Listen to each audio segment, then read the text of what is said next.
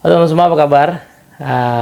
Di banyak kelas yang saya delivery itu temanya kan soal leadership atau kepemimpinan. Yang beberapa peserta suka komen gitu ya, Mas, sebenarnya saya tuh pernah tahu loh materi ini, pernah denger loh materi ini. Dan kalau direnung-renungkan sebenarnya leadership itu banyak hal yang kayaknya common sense gitu ya, pakai akal sehat aja ketemu solusinya. Misalnya kayak ya selayaknya leader itu kalau mau dekat sama anggota timnya, mau paham anggota timnya, ya perlu punya jadwal one on one misalnya. Itu kan common sense ya. Tapi kok yang common sense itu nggak mesti common practice? Kenapa begitu? Yuk kita coba bahas di video kali ini.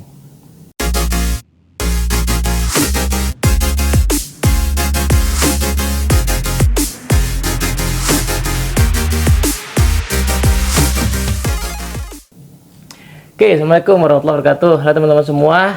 Kita mau bahas kenapa yang common sense nggak mesti common practice. Common sense itu sebenarnya sesuatu yang datang dari nalar rasional kita aja. Ya, kita yang punya pengalaman, punya pengetahuan, biasanya ketemu permasalahan di kehidupan sehari-hari itu ya solusinya ada. Contoh sederhana lah ya. Kita ketemu di sebuah kantor atau organisasi, ada meja yang berdebu, ya kan? Common sense yang mengatakan ini harusnya meja dibersihin rutin biar nggak berdebu kayak gini, kan ada tamu malu, ya kan? Itu teorinya secara common sense, nggak perlu pakai teori macam-macam sih, pakai akal sehat aja ketemu bahwa ya memang berarti meja ini nggak dibersihkan secara rutin kan debunya tebal banget. Nah, tapi pertanyaannya apakah kita akan ikutan langsung bersihin meja itu? Hanya nggak juga kan? Kenapa? Karena ada jeda di antara pengetahuan ilmu dengan pemahaman dan juga dengan tindakan atau kebiasaan. Praktek itu konsisten dilakukan kalau dia sudah jadi kebiasaan. Sebelum jadi kebiasaan, dia hanya jadi perilaku. Nah, untuk menjadi perilaku, maka sebuah ilmu perlu dipahami, perlu direnungkan, perlu direfleksikan. Manusia itu butuh paham setidaknya 3 hal untuk melakukan sesuatu. Satu, dia perlu paham konteks kenapa itu penting. Yang kedua, dia perlu paham apa tepatnya yang pengen dicapai. Dan ketiga, dia perlu paham gimana caranya. Contoh tadi ya, leader yang secara common sense mengatakan, iya ya, harusnya saya kalau pengen kenal anggota tim saya, ya punya jadwal one on one. Tapi untuk bisa melakukan itu, dia butuh why dulu. Kenapa? Why itu kan latar belakang ya. Misalnya, dapat latar belakang bahwa memang secara riset ya, para pemimpin yang punya one on one itu lebih cenderung kenal anggota timnya, dapat data itu. Atau mungkin angle yang lainnya adalah iya juga ya, ternyata banyak kasus-kasus yang saya kaget gitu ngelihatnya, kok itu mungkin dilakukan tim saya nggak nyangka, ya sebetulnya karena saya nggak kenal mereka, saya nggak paham mereka. Atau saya taken for granted anggota tim saya, seolah-olah mereka bisa aja, padahal ternyata ya nggak seperti harapan saya. Nah, konteks why-nya itu yang seringkali sangat personal ya, sangat beda-beda antar orang ya, yang menyentuh hati orang itu untuk bergerak itu beda-beda.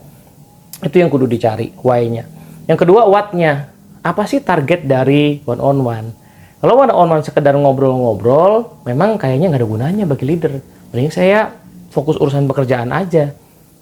Nah, tapi kalau ada tujuannya, ada targetnya, misalnya targetnya dihubungkan dengan pencapaiannya, dihubungkan dengan target pengembangan kompetensi anggota timnya misalnya, baru ada masuk akalnya, ada ukurannya. Yang ketiga adalah caranya, how-nya, tekniknya. Ternyata memang tidak semua orang, tidak semua leader itu punya keterampilan alamiah buat mengkondak one on one yang meaningful. Misalnya butuh keterampilan coaching, mentoring gitu ya, butuh persiapan sehingga one on one itu efektif, tidak terlalu panjang, tidak terlalu pendek, tidak terlalu sering tapi juga tidak terlalu jarang. Itu ternyata ada ilmu-ilmunya yang butuh dipelajarin gitu. Nah, ketika how-nya belum dipelajari lalu dicoba dilakukan dan kayaknya nggak ada impact apa-apa, ya tidak dilakukan lagi gitu. Nah, jadi antara pengetahuan sama perilaku itu ada 3 why, what, how. Nah, dari perilaku ke kebiasaan itu lain lagi ceritanya. Dari perilaku ke kebiasaan itu prosesnya hanyalah latihan dan pengulangan. Apa yang dilatih dan diulang, why, what, how-nya tadi itu. Ya kan? Jadi memang orang yang baru belajar proses one on one dengan timnya misalnya, itu nggak akan tiba-tiba dia bisa melakukan dengan smooth, dengan mulus, dengan baik. Caranya gimana biar bisa smooth? Nggak ada lain selain dilakukan, diulangi terus-menerus. Yang hitung-hitungannya kalau menurut pengalaman sederhana aja gitu ya, saya nggak pernah nemu sebuah skill baru yang dikuasai dengan mulus, hitungannya tuh minggu gitu. Hitungannya kemungkinan adalah bulan. Dan bulannya itu kira-kira ya 2 bulan, 3 bulan, mungkin 6 bulan gitu. Jadi kita baru bisa expect ya, kita tuh terampil melakukan keterampilan coaching, mentoring, one on one secara keseluruhan tadi dengan mulus yang meaningful, yang menyenangkan, yang mungkin berdampak gitu, yang tim kita juga senang di one on one. Itu mungkin hitungannya 6 bulan lagi setelah kita berlatih berulang-ulang. Yang dilatih itu bukan hal yang baru terus, yang dilatih itu hal yang sama gitu loh. Kayak orang olahraga aja gitu ya. Kalau orang mau latihan otot, yang dilatih ya itu aja, tapi diulang sampai berbulan-bulan. Nah, itu yang membuat common sense bisa menjadi common practice. Nah, disinilah orang sekarang seringkali tidak sabar ya. Pengen buru-buru bisa, pengen buru-buru ada hasilnya, padahal hasil hanya dampak dari kemampuan. Ya, kemampuan kita dampak dari latihan. Latihan kita termotivasi dampak dari pemahaman. Kalau pemahaman kita baik akan sesuatu, biasanya kita termotivasi untuk mengulang. Tapi kalau pemahaman kita goyang-goyang gitu ya, nah mungkin kita agak malas buat ngulang-ngulang. Nah, di titik antara perilaku dan kebiasaan itu supaya kita termotivasi, tekun, disitulah biasanya kita butuh pendamping. Apakah itu sama-sama teman yang lagi belajar, lagi latihan, apakah itu kita punya mentor yang melatih kita. Nah, disitulah orang lain pasti dibutuhkan. Jadi saya itu termasuk yang tidak khawatir dengan perkembangan teknologi. Teknologi tidak akan menggantikan aktivitas-aktivitas yang manusiawi. Yang manusiawi itu kayak apa? Tadi itu, melatih orang supaya kompeten. Itu nggak mungkin bisa dilakukan mesin. Mesin menjadi alat bantu untuk mempermudah. Tetapi dia tidak mungkin menggantikan peran manusianya. Jadi peran mentor, peran coach, peran trainer itu akan selalu ada kalau mentor, coach, trainernya kompeten. Karena kita sebagai manusia selalu akan butuh orang lain, sesama manusia, untuk bantuin kita membentuk kebiasaan, membentuk perilaku. Teknologi akan memungkinkan kita buat nambah banyak knowledge dengan cepat. Tapi banyak knowledge itu kan nggak mesti jadi pemahaman. Karena untuk jadi pemahaman, kita manusia ini mesti merenungkan, merefleksikan why, what, how-nya tadi.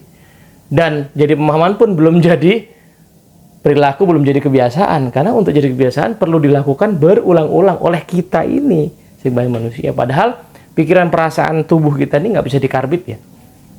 Teknologi bisa dikarbit ya. Jadi dalam sekarang ya di handphone kita ini bisa menyimpan puluhan, ratusan giga. Ada handphone yang kapasitasnya 1 tera gitu ya. Informasinya banyak banget gitu ya. Tetapi pikiran, perasaan, tubuh kita ini nggak bisa dikarbit. Sederhana lah ya. Kita makan di restoran buffet gitu. Kelihatannya kan all you can eat, banyak tuh restorannya. Bayarnya cuma sekali. Tapi masukin ke mulutnya kan tetap satu-satu, sesendok demi sesendok. Ngunyahnya kalau mau sehat juga mesti pelan-pelan. Begitu dimasukkan, ternyata restoran yang banyak menu tadi nggak ada gunanya juga. Karena toh perut kita segini-gini aja gitu. Dalam kurun waktu tertentu, toh kita cuman makan segitu aja. Makanya restoran buffet itu laku ya. Karena kenyataannya orang nggak segitu juga makannya. Nah, ilmu juga begitu. Ilmu itu seolah-olah bisa diakses unlimited, tapi yang bisa masuk ke dalam diri kita jadi pemahaman, jadi perilaku, jadi tindakan selalu butuh proses. Nah, itu hukum alamnya ya. Jadi sesuatu yang common sense memang belum tentu jadi common practice, karena untuk jadi common practice perlu dipraktiskan, perlu dilatihkan. Disitulah seorang leader, terutama ya dalam konteks saya kembali ke soal kepemimpinan, seorang leader selalu perlu untuk bertemu kembali dengan sesama pemimpin, dengan pemimpin lain untuk merefleksikan kembali praktek kepemimpinannya. Apalagi kalau dia habis dipromosi, apalagi kalau dia habis dirotasi. Itulah titik-titik kritis di mana orang kadang-kadang terjebak untuk pakai cara lama, padahal situasinya udah baru. Cabangnya yang dipimpin baru, levelnya beda, anggota timnya lain. Nah, moga-moga manfaat. Assalamualaikum warahmatullahi wabarakatuh.